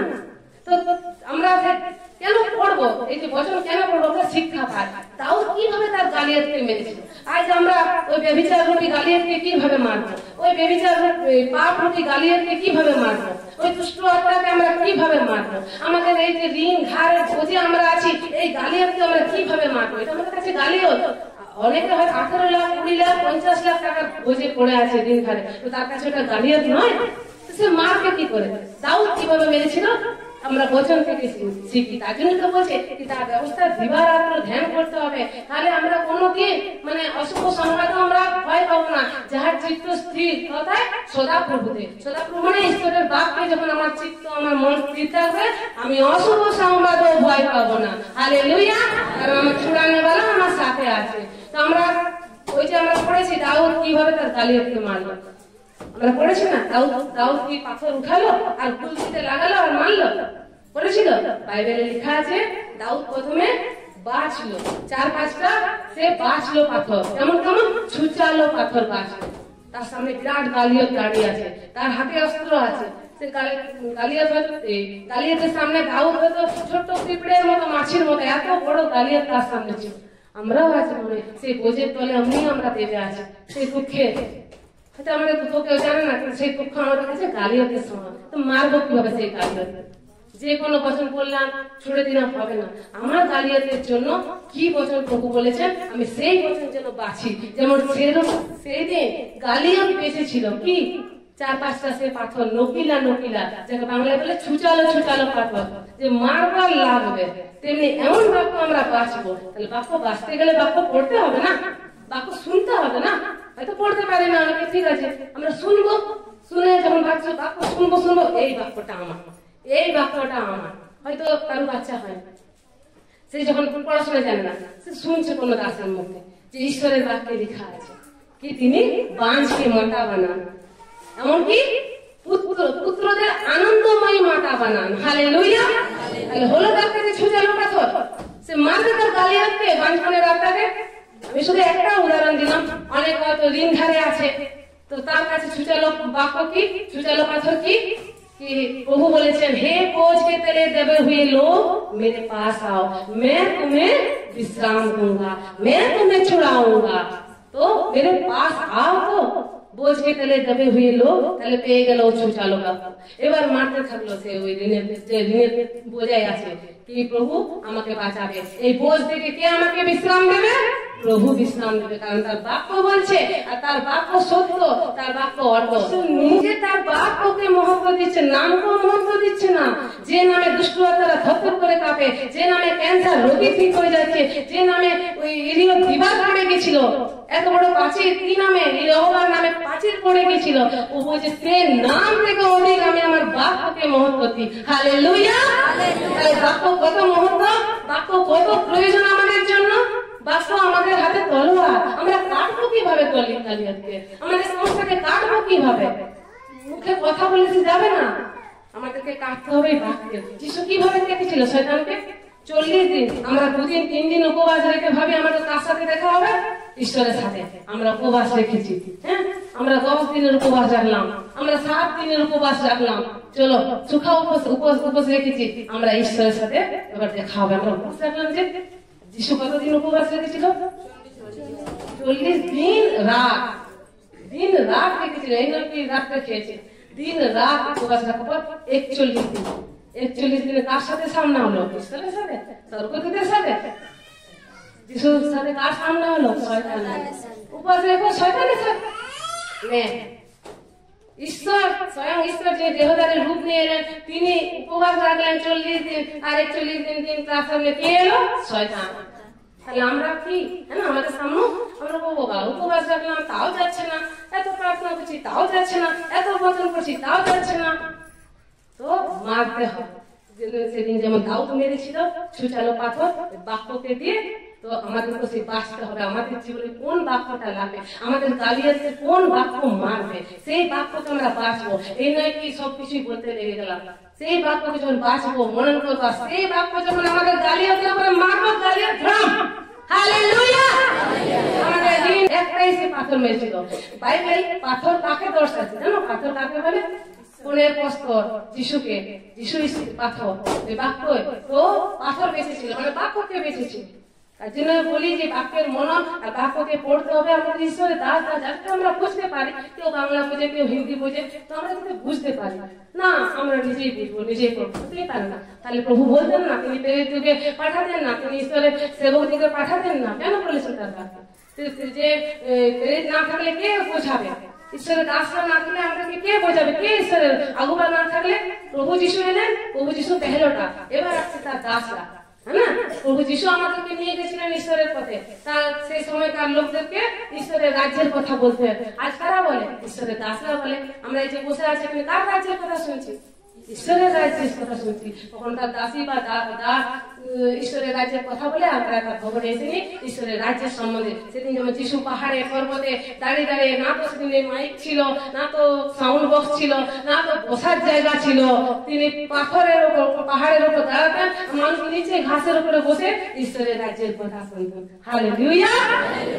যেদিন প্রভু যিশু যখন বলেছিলেন ওরা তো চলে গেল, তোমরাও যদি যেতে চাও আমাকে ছেড়ে চলে যাও, কারণ তিনি বলেছিলেন আমার রক্ত পান করতে হবে, আমার শরীরকে খেতে হবে। এটা তো অনেকে ঠোকর পেয়েছে, বাক্যে অনেকে ঠোকর পায়, তো প্রভুকে ছেড়ে অনেক লোক সেদিন চলে গেছে। তো প্রভু তার চেলাদেরকেও বলছেন তোমরাও যাবে, তো চলে যাও। কি বলেছিল ঈশ্বরের চেলারা, যিশু চেলারা? প্রভু তোমাকে ছেড়ে কোথায় যাবো? অনন্ত জীবনের কথা কার কাছে আছে? তোমার কাছে আছে। তো প্রভু যিশুর কাছে যেন, প্রভুর কাছ থেকে যেন আমরা না শুনি। যেমন বাক্যে আমরা পড়বো, সে যখন আমরা এটা করি 2 নম্বর আমরা কি বললাম? কিন্তু সদা প্রভুর ব্যবস্থায় আমোদ করে, তাহার ব্যবস্থা দিবারাত্র ধ্যান করে। এইগুলো যখন আমরা করবো, এবার 3 পদে কি বলছে? সে কেমন হইবে?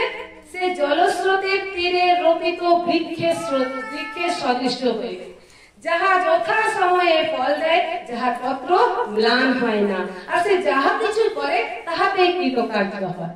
এই নয় কি আমি যেটাতে হাতে বসে সেটা শোনা হয়ে যাবে, এটা নয়। যাহা কিছু করে সেটাতে কৃতকার্য হয়। কখন? যখন আমি দিবারাত্র তার ধ্যান করি বাক্যের, আর তার ব্যবস্থায় আমি আমোদ করি। এই নাকি বোঝে স্যার আমাকে যেতে হবে চার্চে, আমাকে ঈশ্বরের বাক্য ধৈর্য ধরে শুনতে হবে, কি করবো? আমাদের খ্রিস্টান অনেকে এটাই করে, আমি তো খ্রিস্টান, আমাকে রবিবারে চার্চে যেতে হবে না। ভালোবেসে এসো, আমাদের সহিত এসো, আনন্দের সহিত এসো, নাচো চার্চে। দাউদ যেমন সেদিনে নেচেছিলেন। Hallelujah, hallelujah.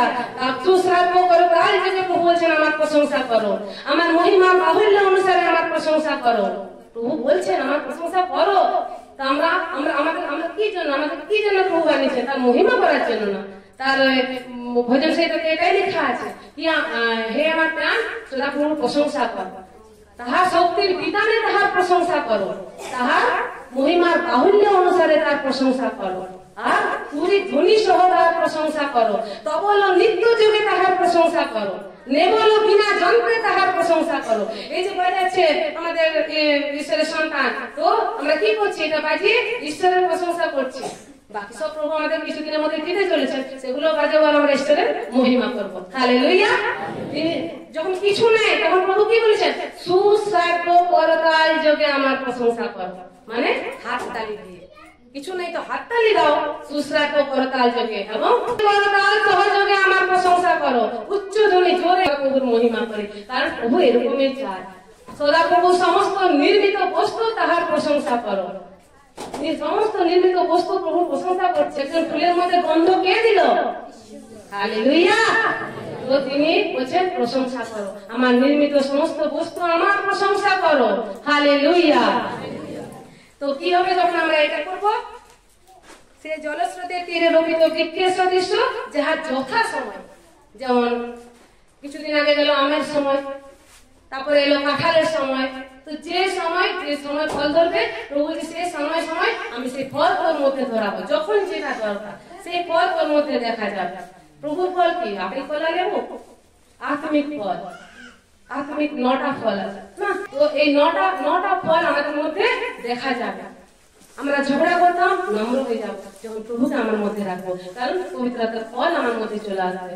আমরা সহ্য করবো, আগে হয়তো সহ্য করতে পারতাম না, আগে হয়তো সহ্য করে একটা ঝগড়া নিয়ে ভাঙা ফোড়া করতাম, ভেঙে দিতাম জিনিস, কিন্তু এখন সে সংযম করা, সহ্য করা ফল আমার মধ্যে দেখা যাচ্ছে। প্রেম, প্রেম যাকে আমি চিনি না তার জন্য আমি রাত চালছি কি না, ও কষ্টে আছে, হয়তো প্রার্থনা করাবে রাতে, আমি তার জন্য প্রার্থনা করছি, তার সাথে আমার কোনো রক্ত সম্পর্ক নেই। তাহলে এলো কি করে প্রেমের আত্মা? তো ওর জন্য আমি কেন জেগে প্রার্থনা করবো? কেন করবো? কারণ কার আত্মা আছে? প্রভু যিশু আমাদের জন্য প্রার্থনা করছেন পিতার দক্ষিণের পাশে বসে। হালেলুয়া। আর আমরা নিচে প্রার্থনা করছি, বলেছেন কারণ প্রভুর আত্মা একে অপরের জন্য প্রার্থনা কর। কখন করবো? যখন প্রেমের আত্মা আমাদের মধ্যে থাকবে। আর প্রেম বিনা সবকিছু ঝঞ্ঝনা হয়। চলুন, আমি পেয়ে গেলাম ভবিষ্যৎবাণী করার বরদান, কিন্তু আমার মধ্যে প্রেম নেই, লাভ হবে কিছু? আমি চাঙ্গাই করার বরদান পেয়ে গেলাম, আমি হাত রাখলে হয়তো সুস্থ হয়ে যাচ্ছে, কিন্তু আমার মধ্যে প্রেম নেই, কিন্তু বরদান পেয়ে গেলাম, লাভ আছে কিছু? ওই বরদানে আমাকে নিয়ে যাবে না উপরে, আমাকে কিসে নিয়ে যাবে? প্রভুর অনুগ্রহ, তার ফল যখন তিনি দেখতে পাবেন। আমরা বাচ্চা থেকে শিখেছি না, একটা গাছে আঞ্জির গাছ, এটাকে ডুমুর গাছ বলে বাংলায়, হিন্দিতে আঞ্জির কা পেড় বলে। যখন প্রভু তার কাছে খিদে পেয়েছিল প্রভু, আর সেই গাছের সামনে এসে দেখলেন যে কোনো ফল নেই, কি আছে? শুধু পাতা পাতা পাতা। চার্চে এসে দাঁড়িয়ে দাঁড়িয়ে নাচছি তো, গান তো করছি, হালেলুয়া তো বলছি, আমিন তো বলছি, বাক্য তো শুনছি, কিন্তু আমার মধ্যে এখনো কোনো ফল নেই। যে সেদিন যেমন আঞ্জির গাছটায় পাতা তো ছিল, হরে ভরে পাতা ছিল, কিন্তু কি ছিল না? ফল ছিল না। আমরা প্রভুর লোক, প্রভুর ভবনে আসছি, পবিত্র দিন মানাচ্ছি, বচনকে শুনছি, আরাধনা স্তুতি করছি, কিন্তু আমাদের মধ্যে কোনো সেই ফলগুলো নেই যেটা পবিত্র আত্মার ফল। তো প্রভু কি গাছকে কি দিলেন? তোর মধ্যে আর যেন কোনোদিন ফল না ধরে, শুকিয়ে যেতে বলে। তো আমাদের মধ্যেও যখন প্রভু আমাদের সামনে আসবেন, আর আমাদের যখন মধ্যে ফল দেখতে পাবেন না, তার ফল, আত্মিক ফলগুলো যখন দেখতে পাবেন না, তো প্রভু কেটে দেবেন। আর যখন ফল দেখবেন যে হ্যাঁ এর মধ্যে একটা ফল, চলো এর মধ্যে না শান্তি এসেছে, একটা মনের মধ্যে শান্তি, মনে শান্তি এসছে, তো প্রভু বলছেন আমি আরো ছাড়বো, ওই মেয়েকে, ওই সন্তানকে আমি আরো ছাড়বো, যাতে কি হয়? আরো ফল আছে তার মধ্যে। হালেলুয়া। আমাদের মধ্যে যখন কিছু ফল দেখা যায়, একটা হয়তো ফল দেখা গেল, একটা হয়তো আমি আগে সহ্য করতে পারতাম না, একটু যদি কথা কাটাকাটি হতো, সত্যি আমি বলছি, আমি জিনিস ছুঁড়ে ভেঙে দিতাম। চেয়ার আমাদের ঘরে কোনোদিন টিকতো না, আমি ভাঙতাম না, আমি ভাঙতাম, কোনোদিন আমার চেয়ার থাকতো না। আর আজকে 6টা-7টা চেয়ার আছে, ভাঙে না। এলো কোথা থেকে? স্বয়ং শক্তি প্রভু দিলেন এই ফল। তো প্রভু যখন দিলেন সহ্য করার শক্তি আছে, তখন প্রভু কি করবেন? আমাকে আরো ছাড়বেন। যে কারণে হয়তো আমি ফল নিয়ে আসতে পারছি না, যে কারণে আমার মধ্যে আর ফল আসছে না, সেই কারণগুলো প্রভু হাঁটাবেন। প্রভু এটা বলবেন, তো আমি পছন্দ না যে এটা হাঁটা, এটা হাঁটালেই তুই আরো ফল নিয়ে আসবি, তাই না? যেমন একটা কুমোরের হাতে মাটি, আমরা কি মাটি না? আমাদেরকে প্রভু কোথা থেকে সৃষ্টি করেছেন? মাটি থেকে। প্রথমে আদমকে, মানে পুরুষদেরকে সৃষ্টি করেছেন, আর আমরা স্বামীদের মধ্যে থেকে আমরা সৃষ্টি হয়েছি, বাদ করে তার হাতে থেকে আমাদেরকে বানিয়েছেন। তাহলে মানুষ কোথা থেকে সৃষ্টি হলো? মাটি থেকে। তো মনে করুন আমরা মাটি, ঠিক আছে, আর প্রভু হচ্ছেন কুমার। আমাদের সকলেরই ঘরে দুটো পাত্র থাকে, একটা সমাদরে, একটা অনাদরে। একটা অনাদরে যেটা হয়তো ভেঙে ফুটে ময়লা আছে, কোথায় রাখি? বাড়ি থেকে। ওটাতে কাঁচরা ফেলি, ময়লা ফেলি না, ওটাতে তো খাবার জল রাখি না। বাড়িতে ধুলো বালি জমে গেছে, ফেটে গেছে, ওটা জল রাখবো? রাখি না, ওটা তো ময়লা ফেলে রাখি বাইরে। আবর্জনা বাথরুমে রেখে দিই। যে পাত্রটা ভালো, সে পাত্রটা আমরা খাবার জল রাখি, সেটা থেকে আমরা খাবার খাই। তো আপনি সমাদরের পাত্র হতে চান না অনাদরের? সমাদরে, যাতে আমাদের মধ্যে প্রভু জল পান করতে পারে। কিন্তু সমাদরের পাত্র হওয়া কম ব্যাপার নয়। মনে করুন প্রভু কলসি বানাচ্ছেন, যে কলসির মাধ্যমে প্রভু জল খাবেন। তো মনে করুন আপনারা মাটি, আমি মাটি, ঠিক আছে। এবারে আমরা যখন কুমোররা কলসি বানাই, অনেক হয়তো দেখেছি পুকুর থেকে মাটি তুলে নিয়ে আসে। আমি দেখেছি কলসি বানাতে, গ্রামের মেয়ে আমি দেখেছি। তো পুকুর থেকে মাটি তুলে নিয়ে আসে প্রথমে। তো মাটিটা কি ফ্রেশ আসে? ওর মধ্যে অনেক পাথর থাকে, ঘাস ফুস থাকে, কাঠি কুচা সব থাকে। তো আগে কুমোর কি করে মাটিটা নিয়ে আসে, তারপরে বাছে, মাটিটা থেকে সব নোংরা জিনিসগুলো ফেলে দেয়। একটা একটা করে পাথর বাঁচতে থাকে, পাথর বাঁচতে থাকে, পুরো মাটিটা একদম যেন ফ্রেশ হয়ে যায়, কোনো কাঠি কোচা কোনো কিছু ঘাস ফুস যেন না থাকে। থাকলে কি হবে, কলসিটা ভালো হবে? পাথর থাকলে কি হবে, ছেনা হয়ে যাবে না? জল প্রভু যতই জল ঢালুন, জল থাকবে? পড়ে যাবে। তো আমার মধ্যে যতই অভিষেক ঢালুন কেন, আমার পড়ে যাবে। তো আমি তো পাথরটাকে সরাই দিয়ে, তো সেই মাটি যদি বলে, মনে করো আমি মাটি, প্রভু আমার কুমোর বানাতে, কুমোর আমাকে কলসি বানাচ্ছে। এবার আমি বলছি প্রভু এতগুলো তো পাথর সরালে, এই পাথরটা সরাও না, এই পাথরটা আমার খুব কষ্ট, ঠিক আছে, খাবার জন্য রাখতে পারবেন? পড়ে যাবে, যতই রাখবে ফাটা আছে। তাহলে ওই একটা পাথরে তখন আমি সব হাঁটাতে দিলাম, কিন্তু আমি একটা পাথর প্রভু হাঁটাতে দিলাম না।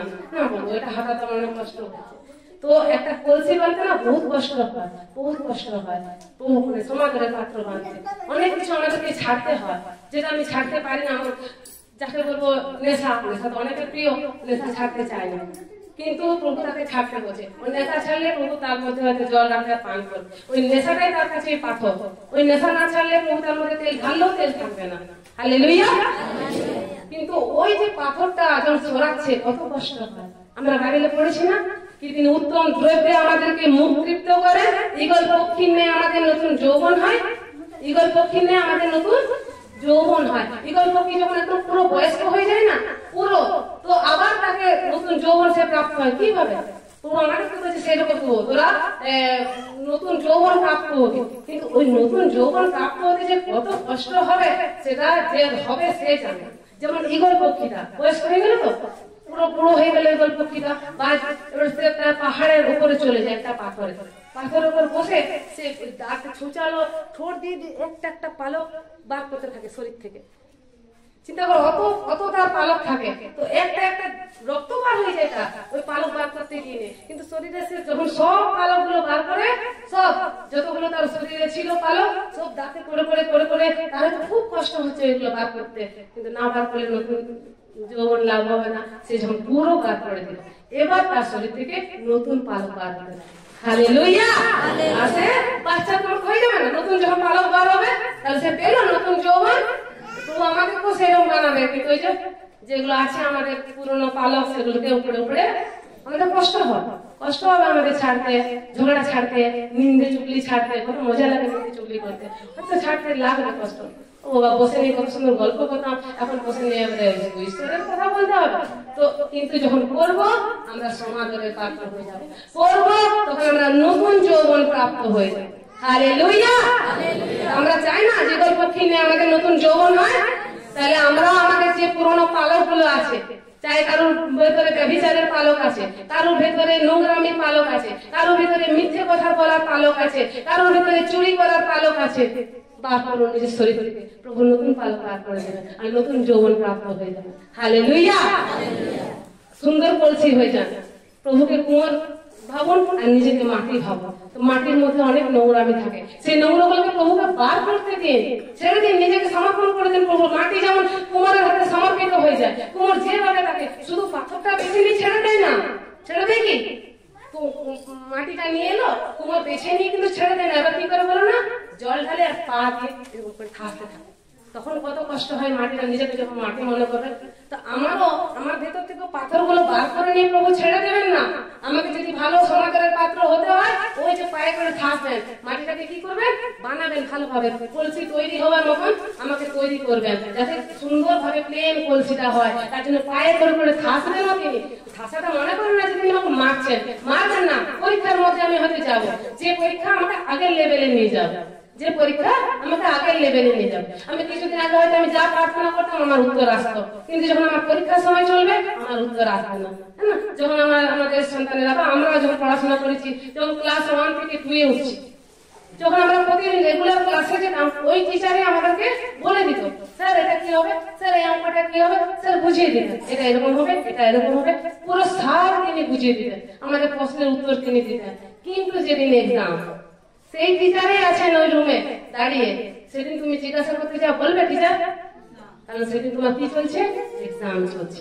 তো আমাদের জীবনে সে আগের লেভেলে যাওয়ার জন্য, আমি প্রভুতে যে অবস্থায় আছি আগের অবস্থায় বাড়ার জন্য আমাদের জীবনে এক্সাম আছে। হালেলুয়া। সেই এক্সামে কিন্তু প্রভু উত্তর দেন না, প্রভু আছেন দাঁড়িয়ে, প্রভু সাথে আছেন। আমরা ভাবি কি জানে প্রভু আছেন কিনা, হয় না আমাদের জীবনে যখন কষ্ট চলে আসে, প্রভুতে আছি, ভালোভাবে আছি, তার সত্ত্বেও আমাদের জীবনে চলে আসে কষ্ট, তার সত্ত্বেও আমাদের জীবনে চলে আসে অনেক কিছু অভাব, অনেক কিছু অ্যাটাক। তো আমরা কিভাবে কি জানি প্রভু আছে? কিন্তু প্রভু আছে। সেদিন ওই ছেলেকে ভাবছে কি জানে টিচারটা আছে, টিচার তো আছে, কিন্তু বলবে না, কারণ তুমি আগের লেভেলে যাবে, এই পরীক্ষাটা দাও আর তুমি আরো উপরে যাবে। হালেলুয়া। আপনাদের জীবনে যদি এখন কিছু পরীক্ষা চলছে, যেটা আমাদের অভিলাষের কারণে নয়, যেটা হয়তো আমরা আগে বাড়াই, বাইবেল বলে পরীক্ষা প্রভু করেন না, এমন পরীক্ষা করলে যে আমরা সহ্য করতে পারি না। আর বাইবেল এটা বলছে যে প্রত্যেক মনুষ্য নিজের অভিলাষের কারণে পরীক্ষায় পড়ে যায়। হালেলুয়া। নিজের অভিলাষের কারণে। আমি যদি কিছু অভিলাষা করি ভুল, আমি পাপে পড়বো না? আমি পাপে পড়বো। আমি যদি কিছু গলত কাজ করি, আমি পাপে পড়ে যাব। আমি যদি ঘুষ নিই, আমি যদি কোনো অফিসে আমি কাজ করছি, ঘুষ নিয়ে আমাদের মানা আছে, ঠিক আছে, আমি এবারে প্রভু বাক্যের খিলাফে কাজ করে আমি ঘুষ নিয়েছি, এবারে সেটি কেউ দেখে নিয়েছে, এবারে দেখে নিয়ে সেটা বড় বাপকে জানিয়ে দিয়েছে, তা আমি পড়লাম পরীক্ষায়? আমি কিসের পরীক্ষা করলাম? আমি নিজের পাপে পড়লাম না? আমাকে মানা আছে ঘুষ নেওয়া, আমি তাও নিচ্ছি, তাহলে এটা প্রভুর দিক থেকে পরীক্ষা হলো? কিন্তু অনেক পরীক্ষা যেটা প্রভুর দিক থেকে, যেটা আমাকে আগের লেভেলে বাড়তে হবে। হয়তো পাড়ার লোক আমাকে ছেড়ে দিল, ঘৃণা করছে, নানা রকম নোংরা কথা বলছে, যেহেতু আমি প্রভুকে জানি, আমার ঘর আসা ছেড়ে দিল, এটা আমার পরীক্ষা চলছে। কিন্তু এই সময় যদি বলে ও বাবা আমাকে সবাই ছেড়ে দিয়েছে, তাহলে আমার বিপদে আপদে কে দাঁড়াবে? আমার ঘরে যদি এখন একটা কিছু বিপদ হয়ে যায়, কে আসবে? আমি যদি মনুষ্যের ভরসা করি তো আমি ভুল করবো, আমি এই পরীক্ষাতে পাস করব না। কিন্তু যদি আমি ঈশ্বরের ভরসায় থাকি, সেই পরীক্ষায় যদি আমি স্থির থাকি, তুমি ছাড়ো, যে ছাড়ছো ছাড়ো, কিন্তু আমি প্রভুকে ছাড়বো না, তো প্রভু আমাকে ওই লোকদেরকে আবার আমার পেছনেই নিয়ে আসা করাবে। হালেলুয়া। পরীক্ষায় যে স্থির থাকে ধন্য। তো পরীক্ষায় যেন আমরা স্থির থাকি, কারণ জানি আমাদের ঈশ্বর আমাদের সাথে আছেন, তিনি বার করে নিয়ে যাবেন, তিনি বার করে নিয়ে যাবেন। আপনি এমন পরীক্ষা হতে দিতে দিবেন না, বাইবেল বলছে, যেটা আমরা সহ্য করতে পারবো না। আর তিনি পরীক্ষার সাথে সাথে কি করে? রাস্তাও খুলে দেন। হালেলুয়া। এই বাক্যের মাধ্যমে ঈশ্বর সকলকে আশীর্বাদ করুন। আসুন।